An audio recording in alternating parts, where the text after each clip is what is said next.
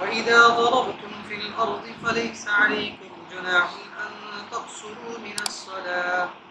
إِنْ خِفْتُمْ أَن يَفْتِنَكُمُ الَّذِينَ كَفَرُوا إِنَّ الْكَافِرِينَ كَانُوا لَكُمْ عَدُوًّا مُّبِينًا۔ یہ سورہ نساء کی آیت نمبر 101 ہے۔ اس آیت کے اندر اللہ رب العزت نے سفر کے اندر رخصت یعنی قصر کرنے کا جو حکم ہے اس کو بیان فرمایا ہے،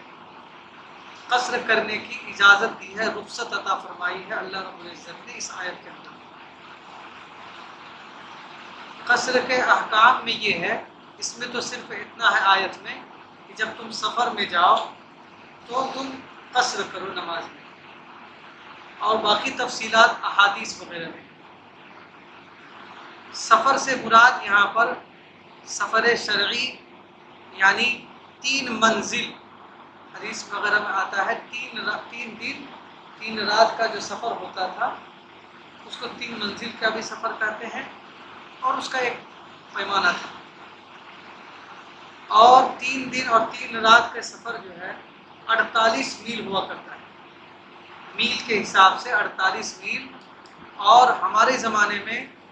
کلومیٹر کے حساب سے 77.5 کلومیٹر، یاد رکھیں۔ سفر سے مراد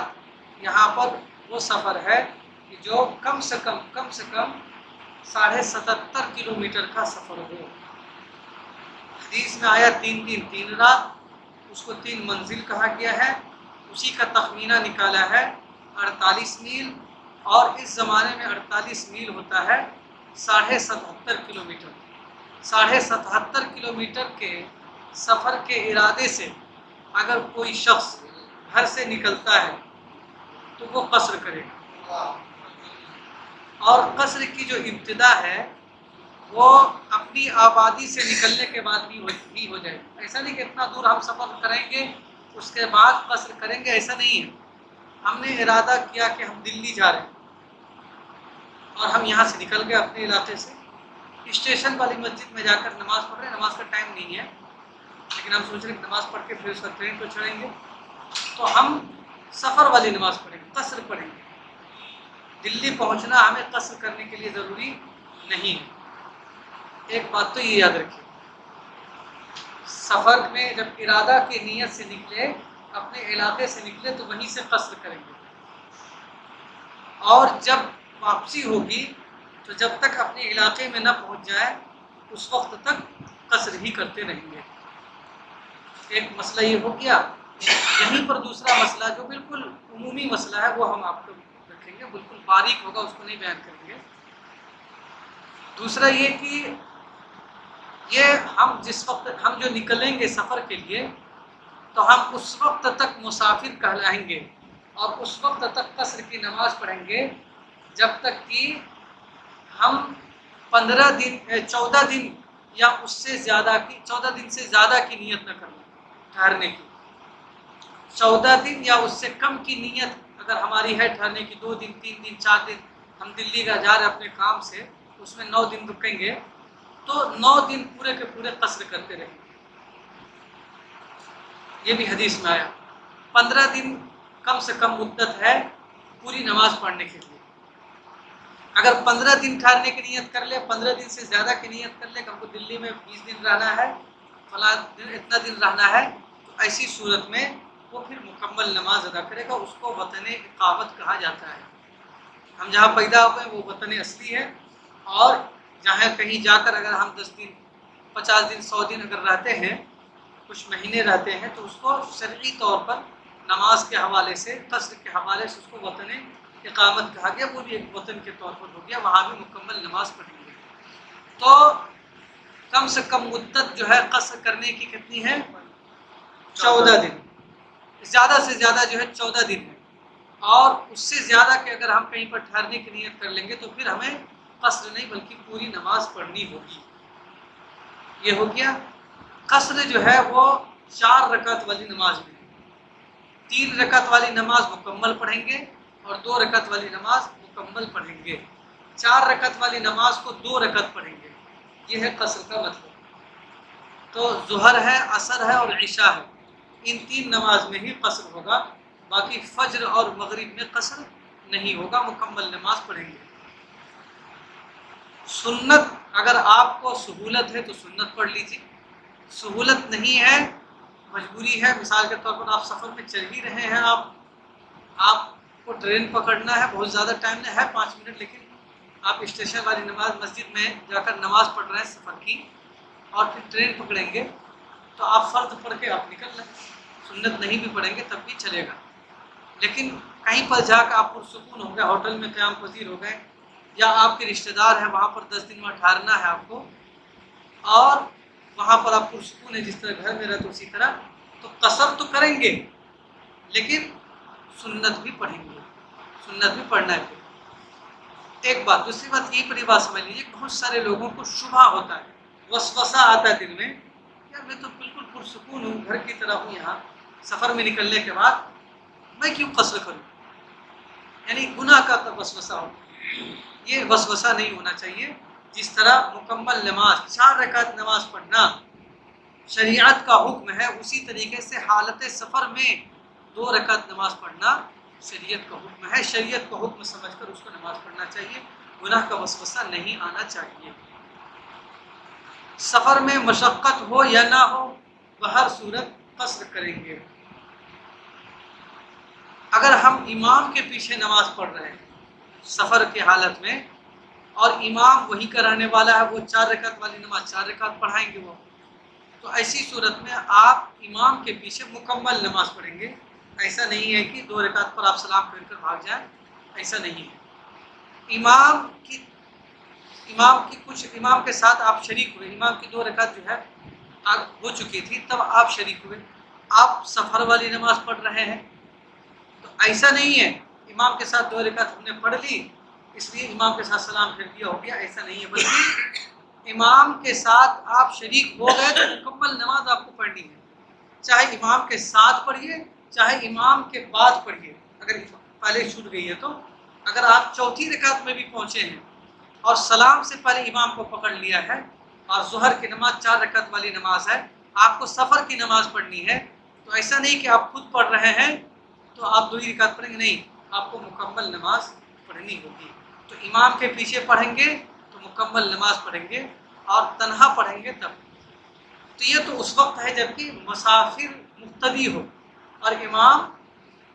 मुकीम हो। उसको मुक्तदी के जो इसमें मुसाफिर के जो अपोजिट आता है उसको मुकीम बोला जाता है, अपनी जगह पर इकामत पजीर है, तो ये उस वक्त है। लेकिन अगर इसको उल्टा हो जाए, चंद मुसाफिरीन जमात कर रहे हैं, अब आप आए मकामी हैं, आप उसमें शरीक हो गए, वो तो 2 ही रकात पर सलाम फेर देंगे, आप क्या करेंगे, तो आप जो है इमाम के सलाम फेरने के बाद आप उठकर अपनी 2 रकात नमाज मुकम्मल करेंगे। ये है, ऐसा नहीं कि मुसाफिर अगर इमाम हो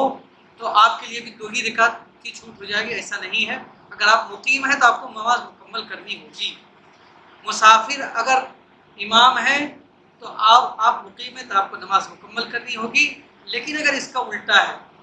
मुकीम है इमाम, आप मुसाफिर हैं मुक्तदी, तो ऐसी सूरत में आपको नमाज मुकम्मल पढ़नी पड़ेगी, जितनी रकात की इमाम पढ़ेंगे।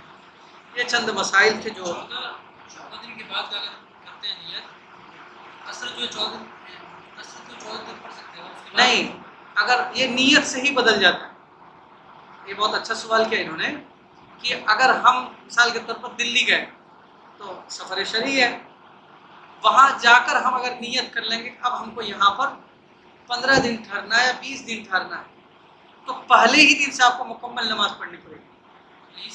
हाँ, यहाँ से नहीं, सफ़र की हालत में जब है, सफ़र में चल रहे हैं, ट्रेन पर हैं, बस पर हैं, ऑटो पर हैं, वो जो है उस हालत में आप कहीं पर रुक कर नमाज पढ़ रहे हैं, तो उस हालत में तो आपको कसर ही करना है। चाहे आप कहीं पर बसने के लिए जा रहे हो, कहीं भी जा रहे हो, आप चाहे अपने गांव जा रहे हो, हाँ, तो ऐसी सूरत में आपको सफ़र की हालत में अगर आप हैं तो आपको कसर ही करना है। लेकिन अगर आप कहीं पर ठहरने का इरादा कर लिया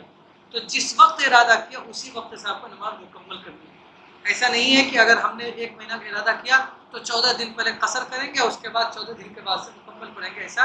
نہیں ہے. جی بولیے. اگر ہم یہیں سے ارادہ کر کے یہاں سفر گئے ہاں جی، جانا ہے کہ یہاں پہ پکا کوئی بات نہیں، آپ سفر میں ہیں، چل رہے ہیں، بہر صورت آپ کو مکمل نماز آدھی نماز یعنی قصر ہی کرنا ہے. سفر میں ہیں، چل رہے ہیں، ٹرین پر ہے، جہاز پر ہے، جہاز پر کہیں پر لینڈنگ کیا، وہاں پر آپ جو ہے اتر کر پڑھ رہے ہیں، یا اس میں بیٹھے بیٹھے پڑھ رہے ہیں، ٹرین پر سے اتر کر پڑھ رہے ہیں، بس پر سے اتر کر پڑھ رہے ہیں، تو اس حالت میں جب بھی نماز پڑھیں گے اور سفر شرعی آپ کا ہے، سفر شرعی ہے، تو ایسی صورت میں آپ کو چاہے آپ جا رہے ہیں 1 مہینے کے لیے، تب بھی آپ کو قصر ہی کرنا ہوگا. وہاں پہنچنے کے بعد آپ کو پہلے ہی دن سے آپ کو مکمل نماز پڑھنی ہوگی. اور اس میں بہت سارے مسائل ہیں. بہت اچھا مسئلہ ایسی ہوگی کہ جیسے ہم نے 5 دن کا نیت کر کے گئے دلی، جی، وہاں جانے کے بعد پھر 5 دن پڑ گیا، پھر 5 دن پڑ گیا،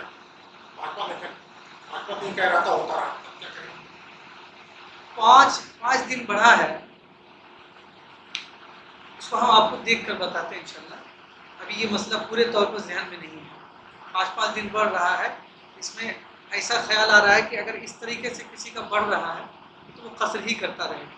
لیکن ہم اس کو انشاءاللہ اور بھی مزید دیکھ کر بتائیں گے. جی جی، ایک جگہ 15 کی شب آپ کو شروع ہو گئی، آپ قصر کی نماز آپ کی ختم ہو گئی، اب آپ دلی ہو گئے. لیکن اگر آپ دلی گئے 5 دن کے بعد آپ کو معلوم پڑا کہ مجھے بامبے جانا، 5 دن کے بعد معلوم پڑا کلکتہ جانا پڑا، اس حالت میں ہاں وہ تو خیر وہ تو سفر ہی سفر دوران ہے، آپ جب وہ تو کچھ نہیں، ایک جگہ ہی رہتا جگہ ہے. نہیں بدلی، جگہ وہی ہے. 14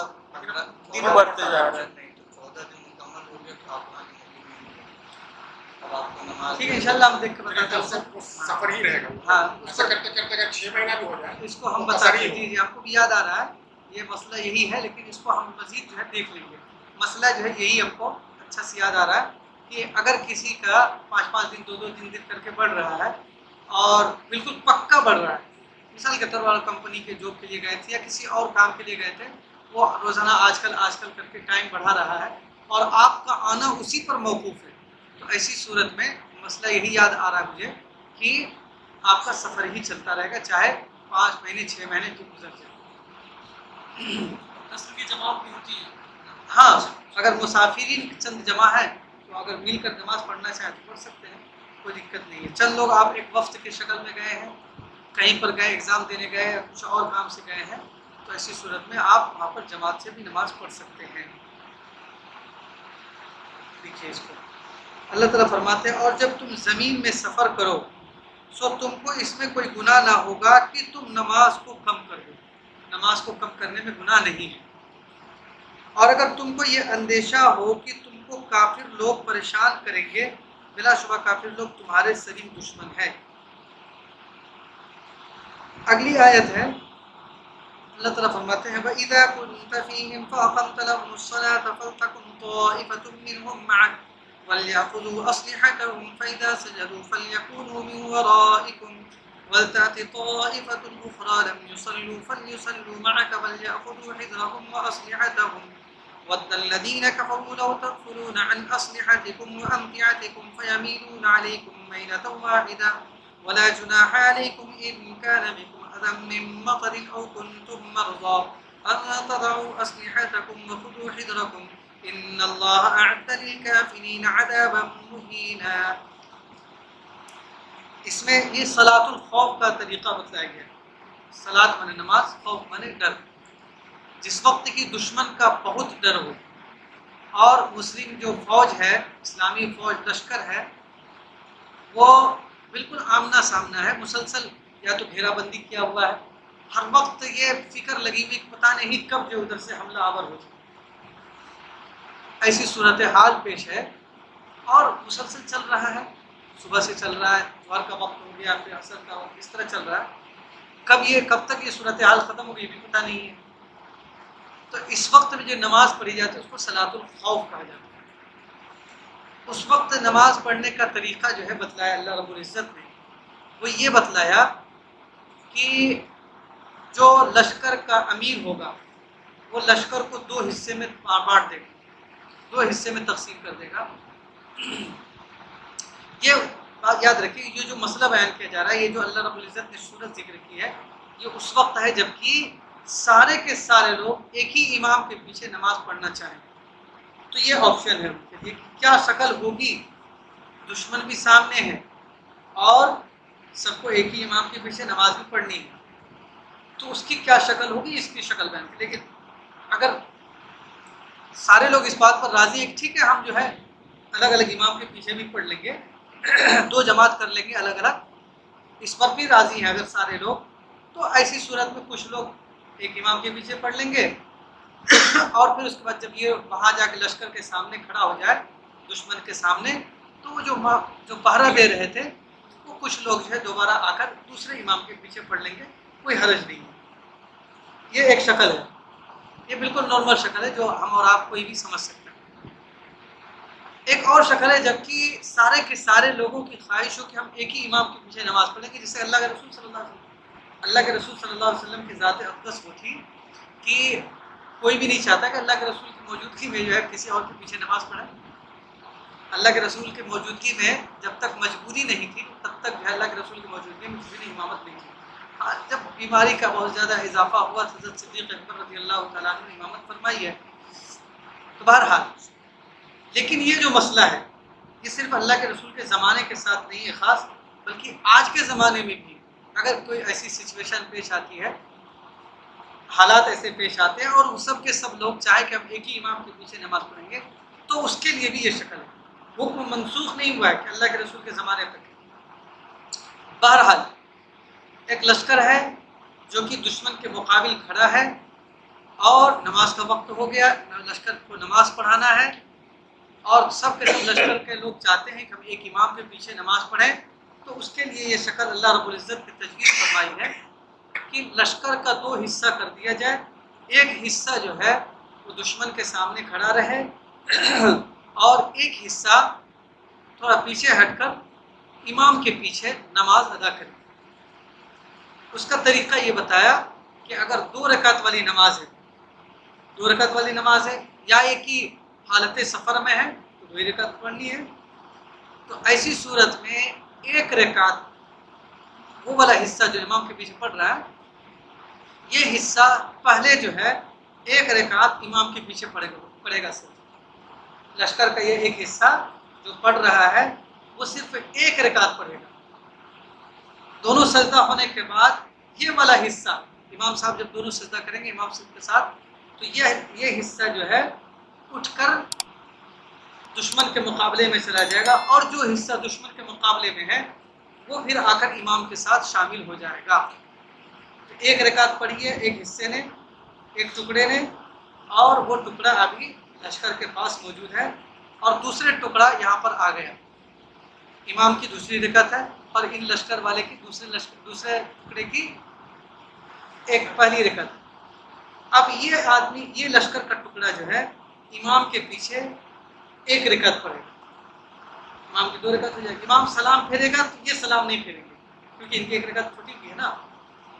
یہ سلام نہیں پھیریں گے۔ سمجھ میں آ رہا ہے؟ لشکر کا جو حصہ بعد میں آیا ہے دوسری رکعت میں شامل ہوا ہے، تو اب 1 رکعت امام کے پیچھے یہ لوگ پڑھیں گے تو امام کی 2 رکعت ہو جائے گی، وہ سلام پھیر دیں گے امام صاحب، لیکن یہ والا حصہ جو ہے یہ سلام نہیں پھیریں گے۔ سمجھ میں آ رہا ہے؟ سلام نہیں پھیریں گے چونکہ ان کی 1 ہی رکعت ہوئی ہے، اور پھر جو ہے امام صاحب فارغ ہو کے نماز سے سلام کے بعد اب یہ والا ٹکڑا جو ہے، یہ والا ٹکڑا اب پھر جا کر دشمن کے مقابل کھڑا ہو جائے، دونوں کی 1 رکعت ہوئی ہے، دونوں ٹکڑے کی 1 رکعت ہوئی ہے۔ اب وہ جو پہلا والا ٹکڑا تھا وہ پھر آ کر یا وہاں پر بھی رہ کر جو ہے وہ اپنے طور پر 1 رکعت پڑھ لیں گے۔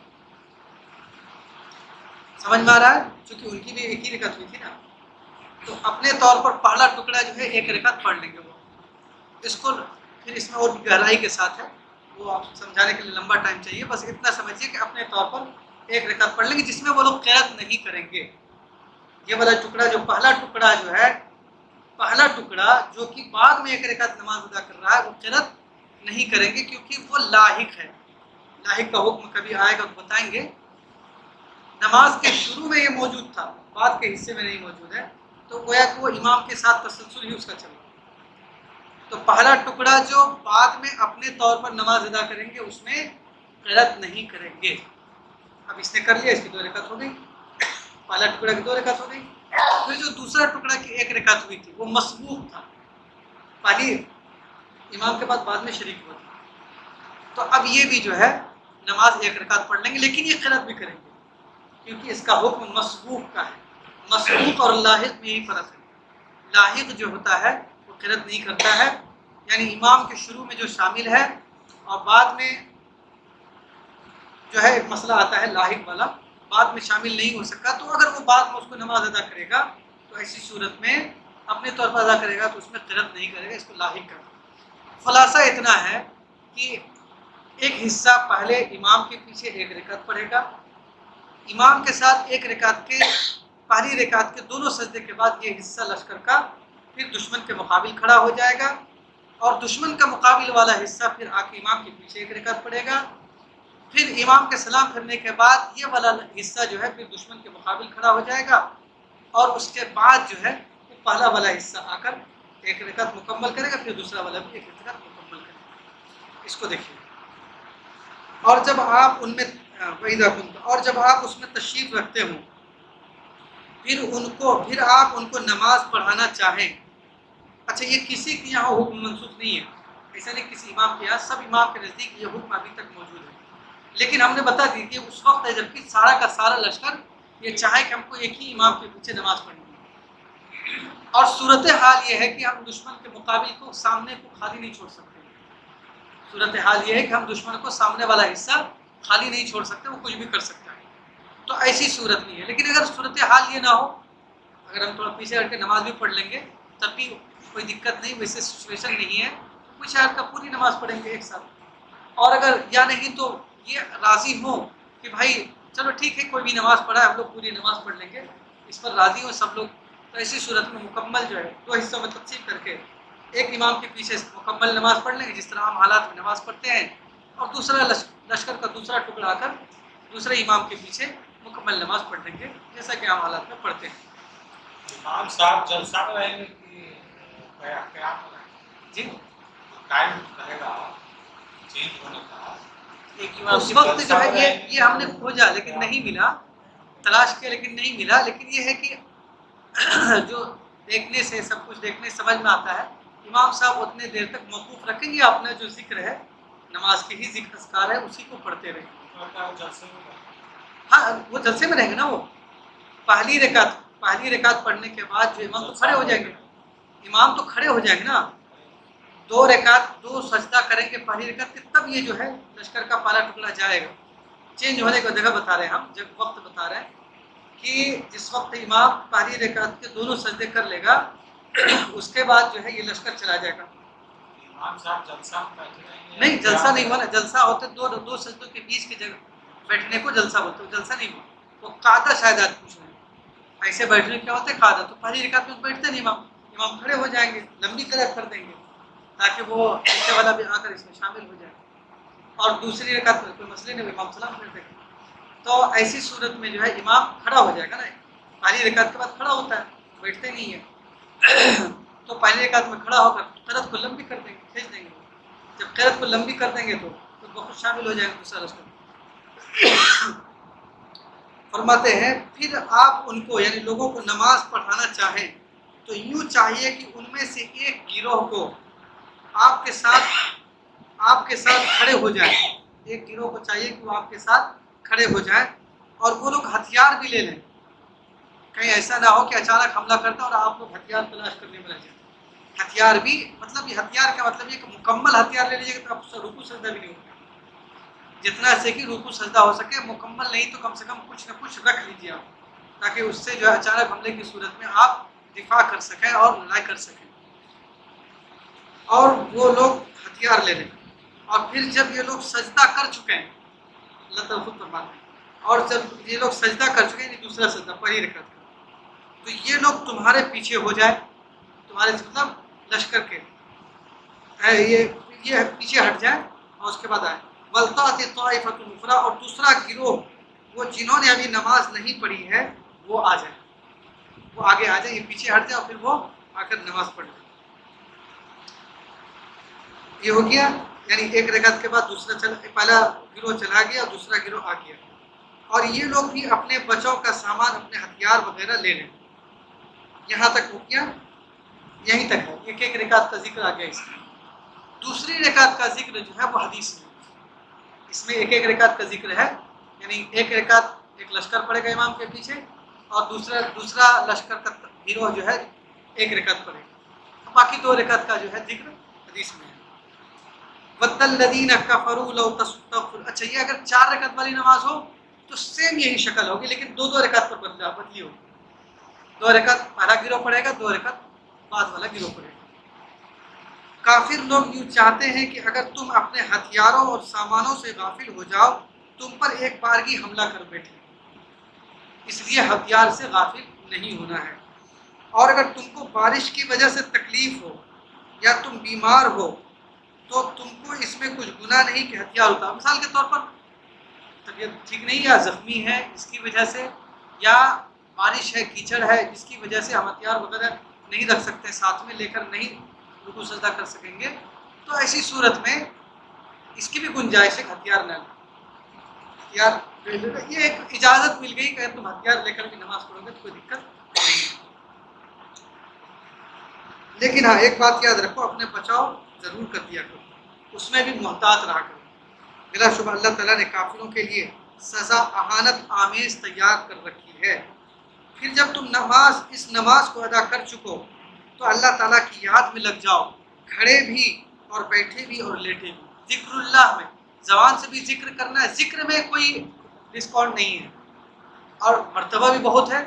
نماز میں تو چلو بھائی ہو کیا آگے پیچھے کر لیا، لیکن ذکر میں بہرحال کرنا ہے، میدان جنگ میں بھی کرنا ہے، عام حالات میں بھی کرنا ہے، دل سے کرنا ہے، زبان سے اگر رکاوٹ بن رہی تو دل سے کرنا ہے۔ اور فرماتے ہیں پھر جب تم مطمئن ہو جاؤ تو نماز کو قاعدے کے مطابق پڑھو، یعنی یہ جو چل پھر کر پڑھ رہے تھے یا اسی طریقے سے 4 رکعت والی 2 رکعت پڑھ رہے تھے، یہ سب نہیں ہوگا۔ حالت اطمینان یعنی کہ سفر میں نہیں ہے یا حالت جنگ میں نہیں ہے تو 4 رکعت جس طرح پڑھتے ہیں اسی طرح نماز پڑھنا ہے۔ یقیناً نماز مسلمانوں پر فرض ہے اور وقت کے ساتھ محدود ہے، وقت بھی اس کا مقرر ہے، فرض ہے اس لیے ہر ایک کو نماز پڑھنی ہے، وہ وقت کے ساتھ محدود ہے، وقت پر پڑھنی ہے، ہر ایک کو نماز پڑھنی ہے کیونکہ وہ فرض ہے، اور ہر ایک کا وقت بھی مقرر ہے اس لیے وقت پہ بھی ادا کرنی ہے۔ یہ آیت جو ہے بہت مشہور ہے، ان الصلاۃ کانت علی المؤمنین کتاب موقوتا، وہ اسی جگہ پر اس میں بھی لکھا ہوا ہے۔ اور ہمت مت ہارو اس مخالف قوم کے تعاقب کرنے میں، اگر تم علم رسیدہ ہو، اگر تمہیں تکلیف پہنچی ہے تو وہ بھی تو تکلیف میں ہے، جیسے تم تکلیف میں ہو، اور تم اللہ تعالیٰ سے تو برابر ہو گئے دونوں، لیکن ایک پوائنٹ تمہاری طرف بڑا ہوا، وہ یہ کہ تمہارے پاس امید ہے، اس کے پاس کوئی امید نہیں ہے، تمہارا یقین ہے کہ اگر ہم جان بھی ہماری چلی گئی تو پھر شہید ہے، اور اگر جان نہیں گئی تو غازی ہے، تو ہر صورت جو ہے تمہارے پاس ایک پوائنٹ بڑھا ہوا ہے، اور تم اللہ تعالیٰ سے ایسی چیزیں کی امید رکھتے ہو کہ وہ لوگ امید نہیں رکھتے، اور اللہ تعالیٰ بڑے علم والے ہیں، بڑی حکمت والے ہیں، وہ جانتے ہیں ان کی دلوں کی بات کو، اس لیے بتا دیا کہ وہ لوگ بھی ویسے ہی ہیں جیسے تم لوگ، اس لیے بہت زیادہ ان سے ڈرنے کی ضرورت نہیں ہے۔ تمہارے پاس یہ ہے کہ اگر شہادت مل گئی تو جان چلی گئی تو شہادت کا درجہ ملے گا، اور اگر جیت گئے تو ایسی صورت میں غازی کا لقب ملے گا۔ اللہ رب العزت ہم سب کو عمل کی توفیق عطا فرمائے۔ اور سفر والے آیت میں جب تم زمین پہ سفر کرو ہوائی جہاز کے بارے میں نہیں، یہ جملہ اصل اس کے لیے نہیں ہے، اس زمانے میں چونکہ یہی شکل تھی، اور ضرب فی الارض یہ اصل میں عربی کی تعبیر ہے، یہاں پر سفر کا لفظ ہے، سفر بھی عربی لفظ ہے، لیکن اللہ رب العزت نے سفر کا لفظ نہیں ذکر کیا ہے، ضرب فی الارض، ضرب کے بہت سارے معنی، یہ عربی کی تعبیر ہم بتا رہے ہیں آپ کو، ضرب کے معنی اصل مارنا ہے، ٹھیک ہے، تو ضرب فی الارض کا معنی ہو گیا کہ زمین میں مارنا، تو اس تعبیر کا استعمال ہوتا ہے سفر کا، ٹھیک ہے، یعنی سفر زمین پہ چلنا، تو وہ زمین پر چلنا اردو میں ترجمہ کر دیا، ورنہ اس کا عربی میں ترجمہ سفر ہی ہوتا ہے. عربی میں جو اس کا مفہوم ہے وہ سفر ہی ہے. ضرب کے بہت سارے معنی ہیں، بہت سارے ہیں. ایک اصل میں ایسے بھی مارنا، اس نے اس کو مار دیا، ضربہ ہوا ایاہ، اس نے اس کو مار دیا. تو ضرب کے اصل معنی مارنا ہے، لیکن جب اس کے ساتھ جڑتا ہے لفظ، اس سے اس کے معنی بھی بدل جاتا ہے. تو ضربہ اس کے ساتھ فی الارض جڑ گیا، ارض زمین کا لفظ جڑ گیا، تو اس کے معنی سفر کرنا ہو گیا. جب اردو میں ترجمہ کیا تو اس کو بھی لے لیا ہم نے، ورنہ اگر اس کا ترجمہ سفر کرنا لیا کوئی دقت نہیں ہے. تو خلاصہ یہی ہے کہ اس میں زمین پر چلنا مراد نہیں، صرف سفر کرنا مراد ہے، چاہے وہ ہوائی سفر کرے، پانی کے جہاز پر سفر کرے، یا زمین پر سفر کرے، خشکی پر سفر کرے. بہر صورت جو رخصت اور مہلت ملی ہے وہ ہم بندوں کے لیے بہر صورت ہے.